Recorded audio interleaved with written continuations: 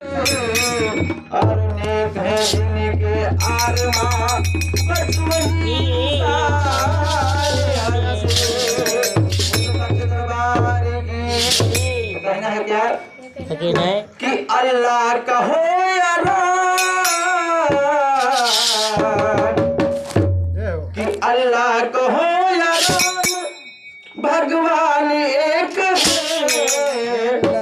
अल्लाह का हो या राम भगवान एक है।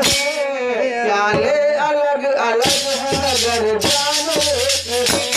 प्याले अलग अलग है अगर जानो एक है। प्याले अलग अलग है अगर जानो एक है। प्याले अलग अलग है अगर जानो एक है।